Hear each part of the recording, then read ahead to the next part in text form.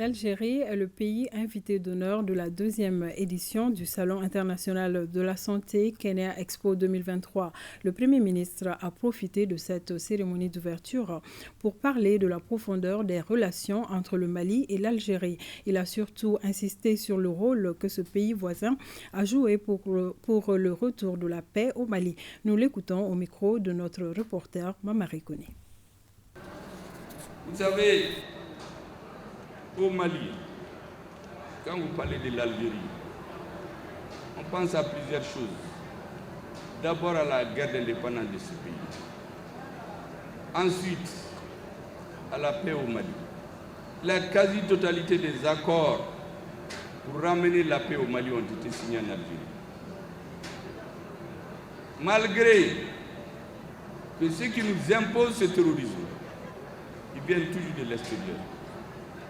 L'Algérie fait des efforts qui dépendent d'elle, bien sûr, elle a ses limites, pour s'impliquer dans la recherche de la paix. Pour mémoire, le 18 juin 1989, ceux qui sont venus faire la guerre au Mali,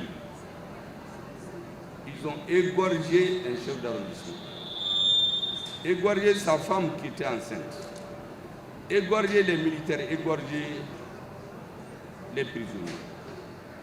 Ils sont venus de dehors. Donc la rébellion a repris chez nous par une imposition, la violence venue de l'extérieur. La première rébellion, elle a cessé quand?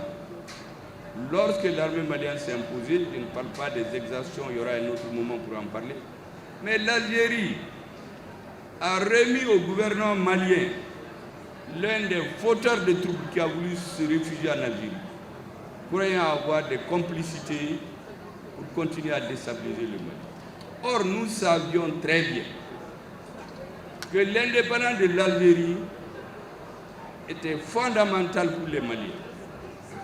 On est tous fiers aujourd'hui de dire que l'Algérie avait le front sud de l'armée de libération nationale installée à Gao. Nous sommes toujours fiers de cela. Et je crois que les Algériens de l'ancienne génération, j'espère qu'ils l'enseignent aux nouveaux, le savent très bien. Le rôle du Mali dans la lutte de libération de l'Algérie est incommensurable. Le Mali a mis en cause ses relations avec certaines grandes puissances. J'ai encore les lettres écrites par le général de Gaulle au président de la République du Mali, Modibo Keïta, pour l'intimider, pour tourner le dos aux Algériens. Le président du Mali, le peuple malien a dit non. Nous avons tenu bon jusqu'à ce que l'Algérie s'est imposée. L'Algérie a acquis son indépendance. Quand il y a eu la première rébellion, lorsque l'armée s'est imposée, contrairement à un certain moment, et contrairement à ce qu'on a enseigné aux jeunes, la rébellion a été déclenchée le 28 septembre.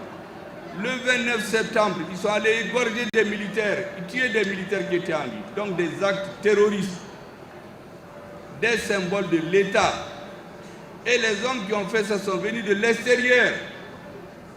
Les Touaregs et les Arabes maliens n'ont rien demandé à personne.